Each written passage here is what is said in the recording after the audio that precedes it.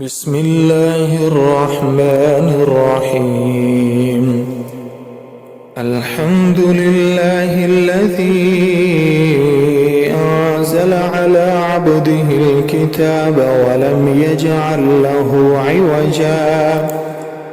قيما لينذر بأسا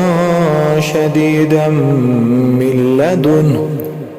ويبشر المؤمنين الذين يعملون الصالحات أن لهم أجرا حسنا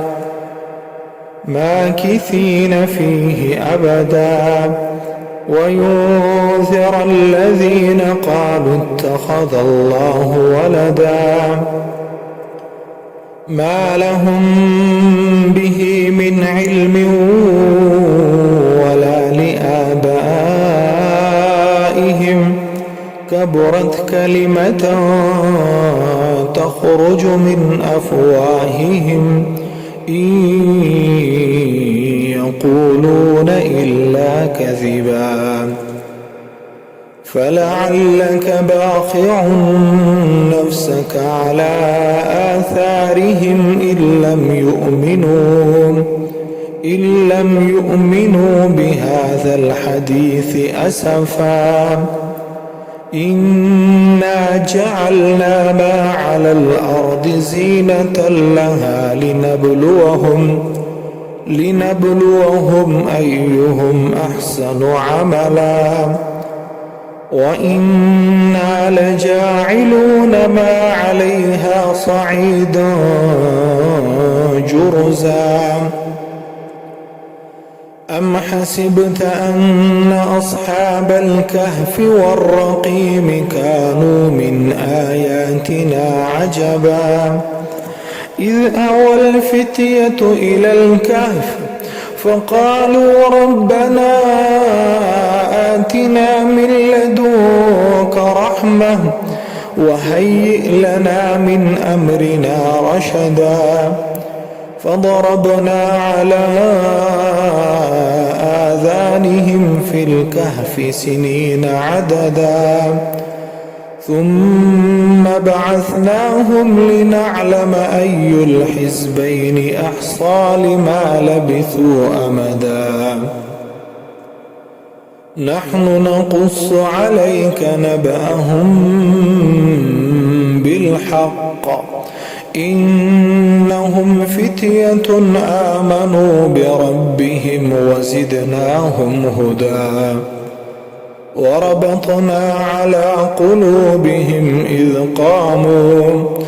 فقالوا ربنا رب السماوات والأرض لن ندعو من دونه إلها لقد قلنا إذا شططا هؤلاء قومنا اتخذوا من دونه آلهة لولا يأتون عليهم بسلطان بين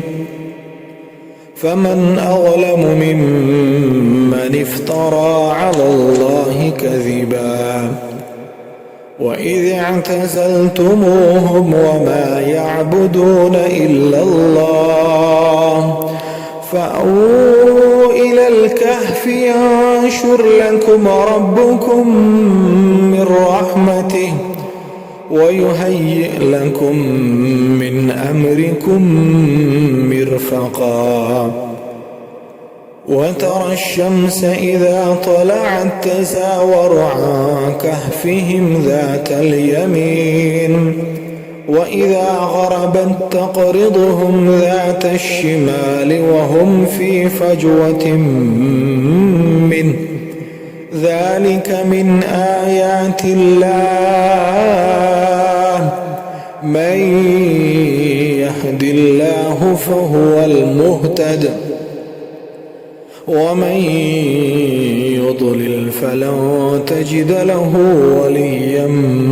مرشدا وتحسبهم أيقاظا وهم رقود ونقلبهم ذات ذات اليمين وذات الشمال وكلبهم باسط ذراعيه بالوصيد لو اطلعت عليهم لوليت منهم فرارا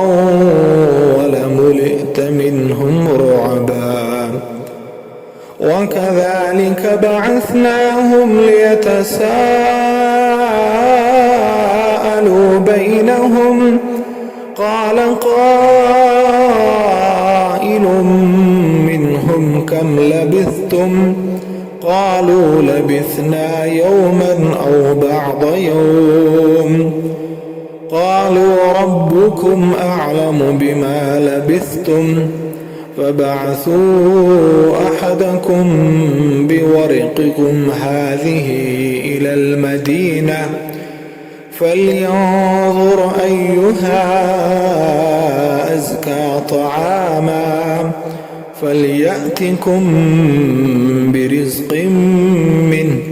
وليتلطف ولا يشعرن بكم أحدا إنهم إن يظهروا عليكم يرجموكم أو يعيدوكم في ملتهم ولن تفلحوا إذا أبدا وكذلك أعثرنا عليهم ليعلموا أن وعد الله حق وأن الساعة لا ريب فيها إذ يتنازعون بينهم أمرهم فقالوا بنوا عليهم بنيانا ربهم أعلم بهم قال الذين غلبوا على أمرهم لنتخذن عليهم مسجدا سيقولون ثلاثة رابعهم كلبهم ويقولون خمسة سادسهم كلبهم رجما بالغيب ويقولون سبعة وثامنهم كلبهم قل ربي أعلم بعدتهم ما يعلمهم إلا قليل فلا تمار فيهم إلا مراء ظاهرا ولا تستفت فيهم منهم أحدا ولا تقولن لشيء إني فاعل ذلك غدا إلا أن يشاء الله واذكر ربك إذا نسيت وقل عسى أن يهديني ربي لأقرب من هذا رشدا ولبثوا في كهفهم 300 سنين وازدادوا 9 قل الله أعلم بما لبثوا له غيب السماوات والأرض أبصر به وأسمع ما لهم من دونه من ولي ولا يشرك في حكمه أحدا واتل ما أوحي إليك من كتاب ربك لا مبدل لكلماته ولن تجد من دونه ملتحدا واصبر نفسك مع الذين يدعون ربهم بالغداة والعشي يريدون وجهه ولا تعد عيناك عنهم تريد زينة الحياة الدنيا ولا تطع من أغفلنا قلبه عن ذكرنا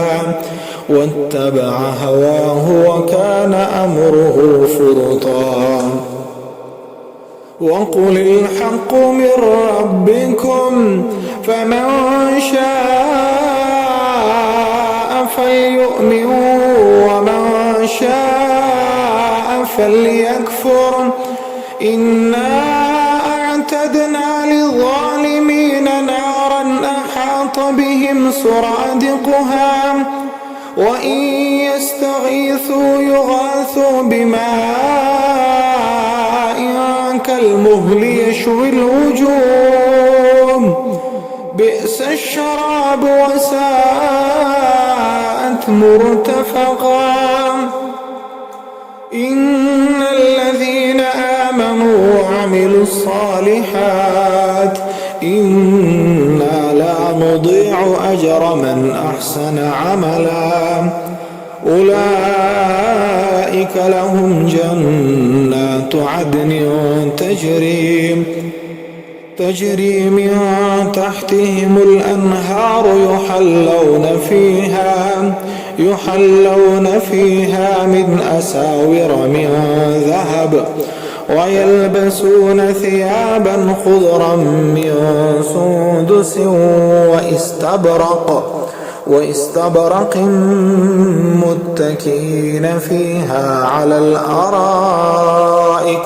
نعم الثواب وحسنت مرتفقا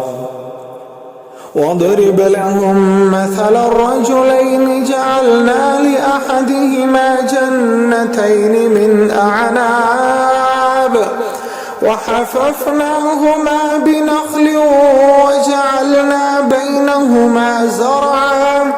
كلتا الجنتين آتت أكلها ولم تظلم منه شيئا وفجرنا خلالهما نهرا وكان له ثمر فقال لصاحبه وهو يحاوره أنا أكثر منك مالا وأعز نفرا ودخل جنته وهو ظالم لنفسه قال ما أظن أن تبيد هذه أبدا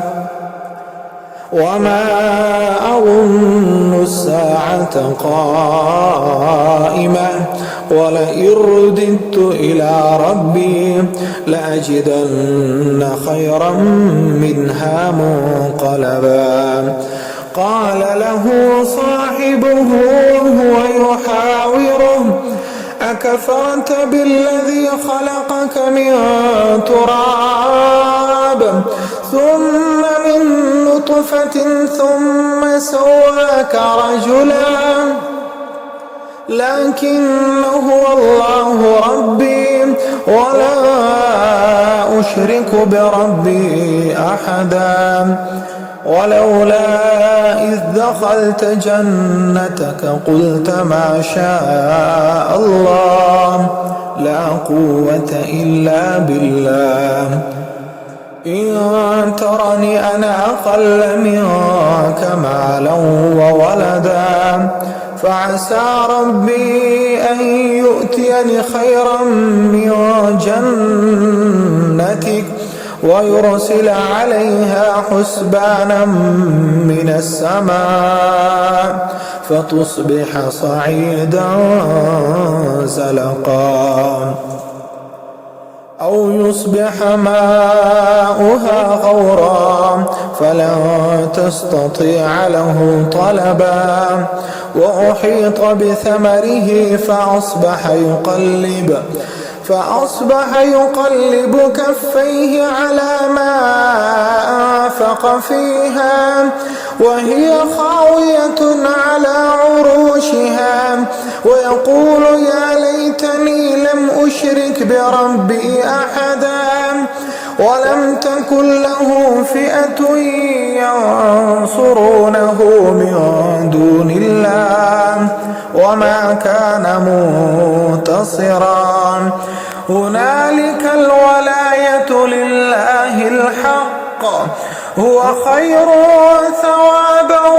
وخير عقبا واضرب لهم مثل الحياة الدنيا كماء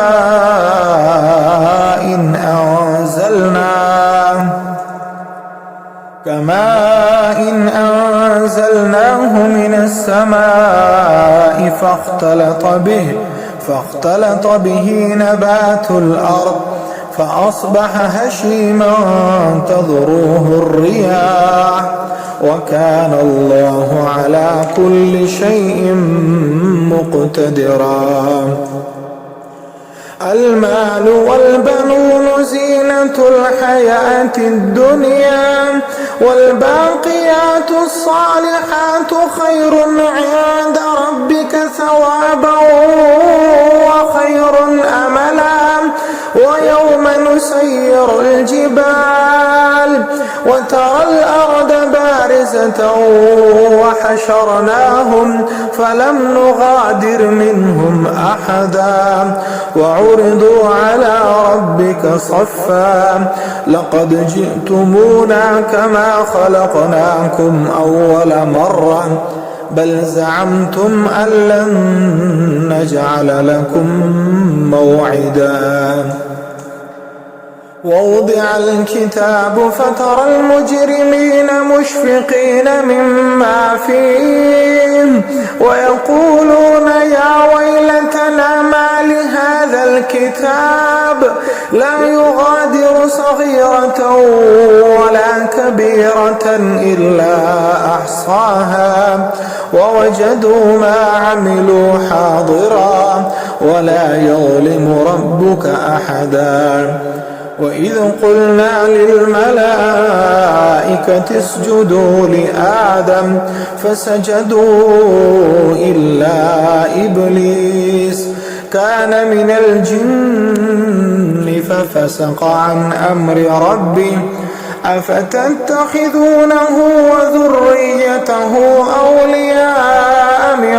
دوني وهم لكم عدو بئس للظالمين بدلا.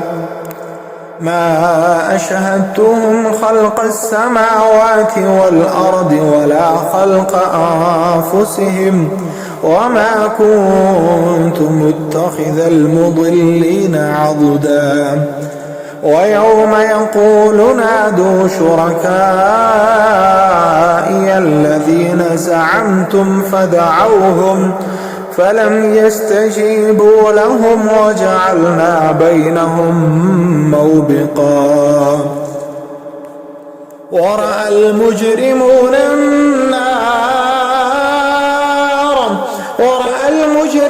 النار فظنوا أنهم مواقعوها ولم يجدوا عنها مصرفا ولقد صرفنا في هذا القرآن للناس من كل مثل وكان الإنسان أكثر شيء جدلا. وما منع الناس أن يؤمنوا إذ جاءهم الهدى ويستغفروا ربهم إلا أن تأتيهم سنة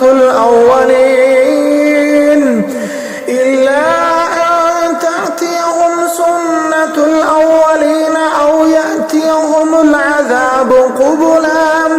وما نرسل المرسلين إلا مبشرين ومنذرين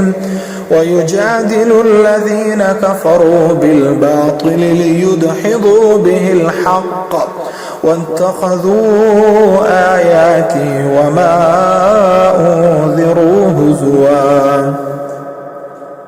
ومن أظلم ممن ذكر بآيات ربه فأعرض عنها ونسي ما قدمت يداه إنا جعلنا على قلوبهم أكنة أن يفقهوه وفي آذانهم وقرا وإن تدعهم إلى الهدى فلن يهتدوا إذا أبدا وربك الغفور ذو الرحمة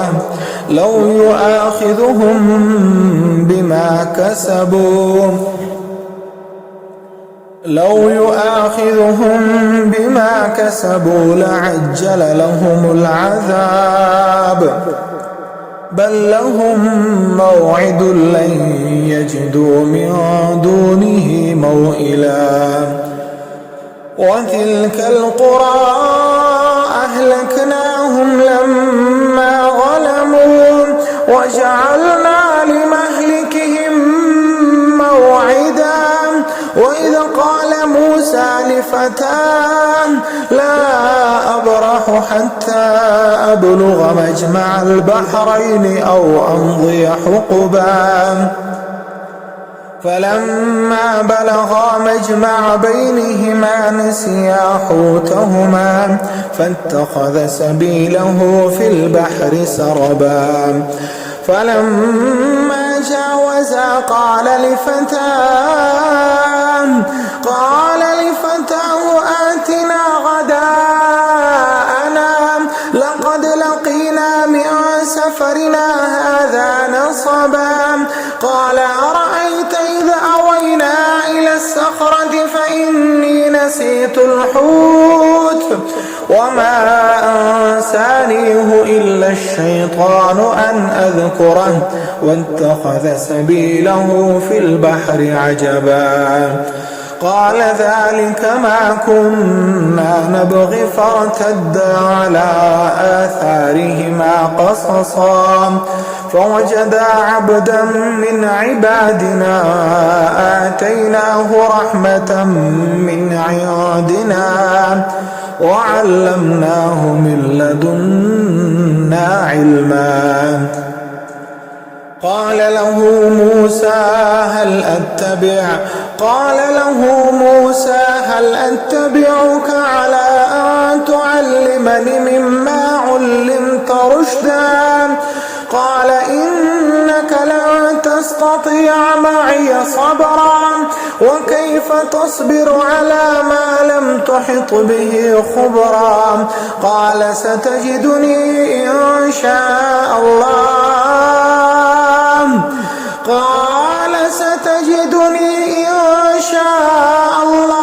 صابرا ولا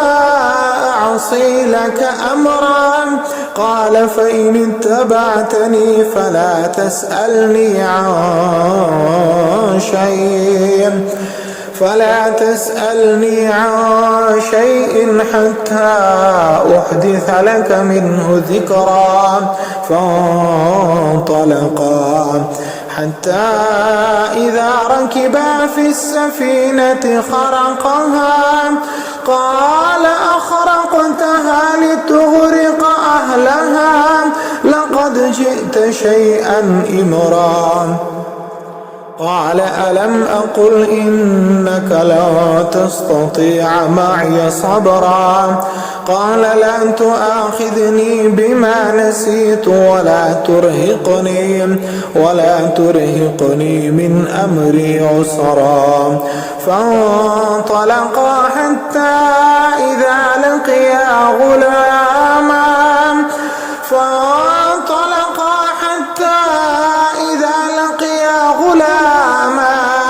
فقتله قال أقتلت نفسا زكية بغير نفس لقد جئت شيئا نكرا قال ألم أقل إنك لن تستطيع معي صبرا قال إن سألتك عن شيء بعدها فلا تصاحبني قد بلغت من لدني عذرا فانطلقا حتى إذا أتيا أهل قرية استطعما أهلها فأبوا أن يضيفوهما فوجدا فيها جدارا يريد أن ينقض فأقامه قال لو شئت لاتخذت عليه أجرا قال هذا فراق بيني وبينك سأنبئك بتأويل ما لم تستطع عليه صبرا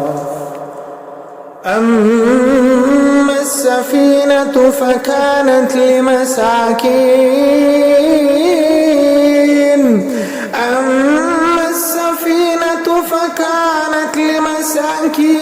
يعملون في البحر فأردت أن أعيبها وكان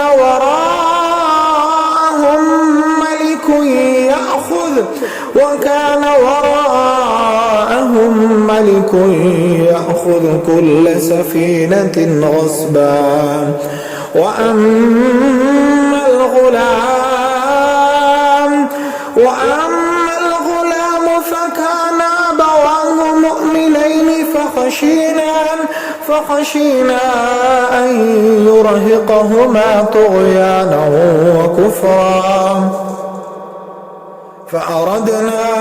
أن يبدلهما ربهما خيرا منه زكاة وأقرب رحما وأما الجدار فكان لغلامين يتيمين في المدينة وكان تحته كنز لهما وكان أبوهما صالحا فأراد ربك أن يبلغا أشدهما ويستخرجا كنزهما رحمة من ربك وما فعلته عن أمري ذلك تأويل ما لم تسطع عليه صبرا ويسألونك عن ذي القرنين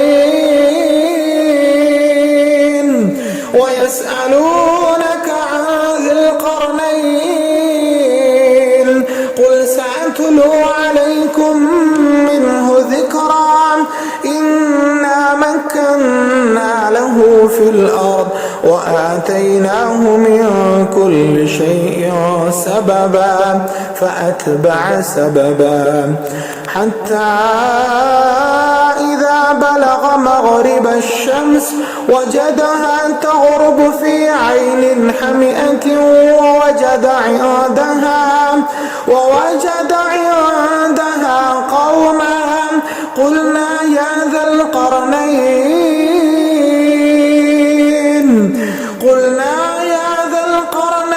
إما أن تعذب وإما أن تتخذ فيهم حسنا قال أما من ظلم فسوف نعذبه ثم يرد إلى ربه فيعذبه عذابا نكرا وأما من آمن وعمل صالحا فله جزاء الحسنى وسنقول له من أمرنا يسرا ثم أتبع سببا حتى إذا بلغ مطلع الشمس وجدها تطلع على قوم لم نجعل لهم من دونها سترا كذلك وقد أحطنا بما لديه خبرا ثم أتبع سببا حتى إذا بلغ بين السدين وجد من دونهما قوما لا يكادون يفقهون قولا قالوا يا ذا القرنين إن يأجوج ومأجوج مفسدون في الأرض فهل نجعل لك خرجا على أن تجعل بيننا وبينهم سدا قال ما مكنني فيه ربي خير فأعينوني بقوة أجعل بينكم وبينهم ردما آتوني زبر الحديد حتى إذا ساوى بين الصدفين قال انفخوا حتى إذا جعله نارا قال آتوني أفرغ عليه قطرا فما استطاعوا أن يظهروه وما استطاعوا له نقبا قال هذا رحمة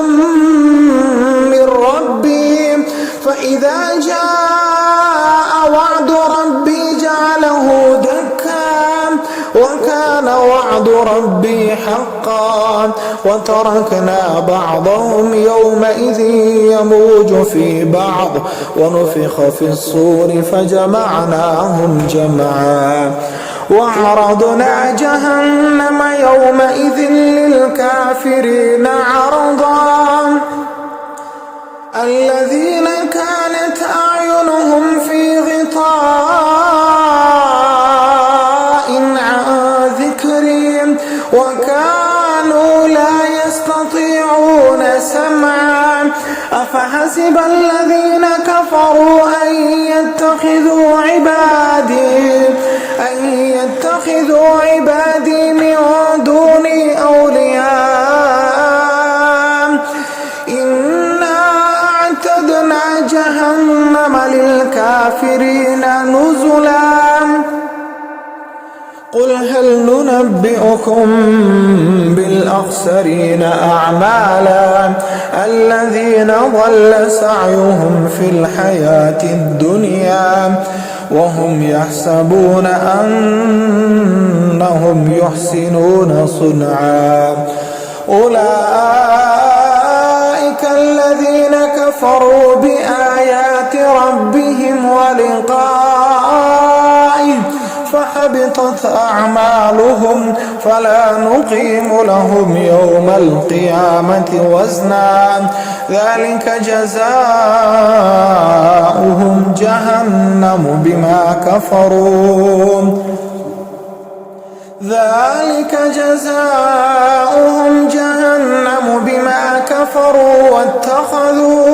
واتخذوا آياتي ورسلي هزوا إن الذين آمنوا وعملوا الصالحات كانت لهم جنات الفردوس نزلا خالدين فيها لا يبغون عنها حولا قل لو كان البحر مدادا لكلمات ربي لنفد البحر قبل أن تنفد كلمات ربي ولو جئنا بمثله مددا قل إنما أنا بشر مثلكم يوحى إلي أنما إلهكم إله واحد فمن كان يرجو لقاء ربه فليعمل عملا صالحا